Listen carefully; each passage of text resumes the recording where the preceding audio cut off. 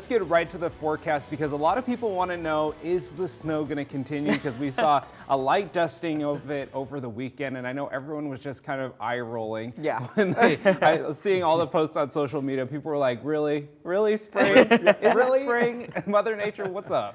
Yeah, a white Easter as it was yesterday. But really, even during the daytime hours, a lot of that was still melting away, even though it wasn't even the warmest of spring days. Temperature-wise, much better heading into today. And no snow this time around, at least no additional snowfall. So any that might still be left over or lingering from the weekend will steadily melt away, and we'll have temperatures in the 50s. So that process shouldn't take too long at all. But you see a pretty large storm system out west, plenty of rain out west and for the Seattle area, especially out towards the Washington coast as well. But nothing but just cloudy skies across the inland northwest through this morning.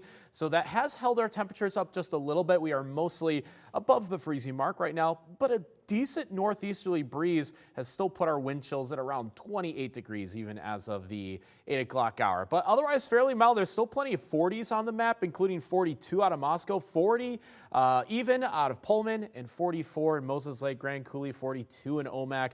Not bad for this Monday morning. Step in the right direction, that's for sure. But just cloudy skies all day long, so don't expect a whole lot of sunshine, and we will start to see rain chances heading into the evening hours tonight. We'll show you just how heavy that is going to be and when it is going to arrive as that storm system does sweep across the state of Washington. We'll be tracking that in just a few minutes. Washington State is giving 4 new fire trucks to fire districts here in eastern Washington. KREM 2's Nicole Hernandez is at Spokane's fire training facility right now, where that ceremony is expected to start at 11 o'clock this morning. Good morning, Nicole. Tell us a little bit more about what's happening. Good morning, Tim. So the Commissioner of Public Lands, Hillary Franz, was supposed to be presenting 4 new fire trucks to different fire districts across eastern Washington here. But take a look at this tweet. You can see she tweeted on Saturday here saying that following an at-home COVID-19 test, she tested positive for COVID-19. She says she will be following CDC guidelines and quarantining, but we're not sure what that means for today's event. The Department of Natural Resources is giving these trucks to our area. They have not given an update, though, on whether or not the event will still happen without Franz or not. The 4 trucks are supposed to go to fire districts in Ponderay, Spokane, and 2 in Stevens County. Like Tim mentioned, that event is supposed to start at 11 this morning. We will be here to see whether or not they decide to go on with the event without Franz. In Spokane, Nicole Hernandez, KREM 2 News. Okanogan County Sheriff deputies arrested a man for allegedly shooting and killing his girlfriend. According to the sheriff's office, deputies were called to a domestic dispute on Westlake Road in Oroville. When they arrived, deputies found the body of 46-year-old Siri Zoshel inside the home. Now, sheriff deputies arrested her boyfriend of 2 years, 70-year-old Roy Rasmussen, for first-degree murder.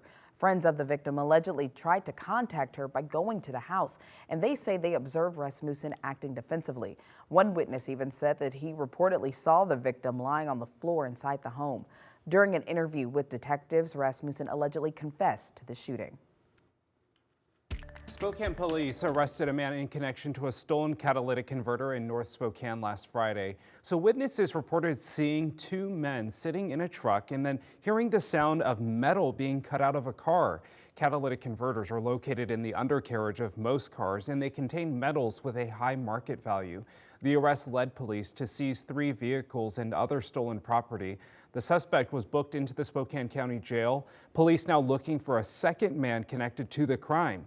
Spokane police say catalytic converter thefts are a growing concern, with thieves selling the converters and leaving the victims to pay thousands for the repairs. Meanwhile, in western Washington, it's a big problem there too. In the latest effort to stop catalytic converter thefts, the Everett Police Department is starting a new bait car program to catch thieves. In July, a new state law will prohibit cash transactions for the converters. Sellers would be paid by check 3 days after a sale. But auto wreckers say that could end up hurting legitimate businesses. One auto wrecking yard owner says that his sellers won't want to wait 3 days to get paid. It's on my mind constantly. It is just a giant part of our business to help these people with their financial resources, I guess. The senator behind that part of this law says he doesn't think it should change the way auto wreckers do business, but he says that if they need to clarify the law, they can work on it next year in Olympia. It's time now for your morning rush. More news in less time. Well, graduation will look a little different this year for some high schoolers in Spokane. Spokane Public Schools graduation ceremonies will be held at the podium this year. Now, in years past, they've been held at the Spokane Arena. The new space opened late last year and has already been used for a number of notable events like the Pacific Northwest Volleyball Qualifiers. The Idaho State Department of Agriculture confirms multiple cases of avian flu have been found in 2 flocks of domestic chickens. The virus is highly contagious and often deadly for birds, but it's not commonly spread to humans. The Department of Agriculture says poultry farmers should pay extra attention to their flocks. More than 27 million birds have been infected with the virus across the country, sending egg and chicken prices soaring. Starbucks baristas at 2 Seattle stores are on strike as of this morning. They're accusing the company of unfair labor practices. According to the Twitter page, Starbucks Workers United Seattle, protesting is aimed at stopping union busting. Workers at both stores say the company has threatened employees and retaliated against those leading efforts to unionize. Well, President Joe Biden is making a visit to Washington State on Friday for Earth Day. The White House says the president will be in Seattle to discuss infrastructure and clean energy.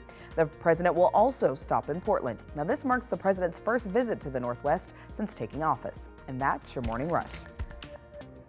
Well, Tuesday, April 26th is a special election for the city of Spokane. The election is for Proposition number 1. Voters will decide on additional tax levies for emergency medical service funding. But before you drop off your ballot, you will want to make sure that your go-to drop box is still even open. So some drop box locations have changed due to closures and even construction at several area library branches, such as the South Hill Library.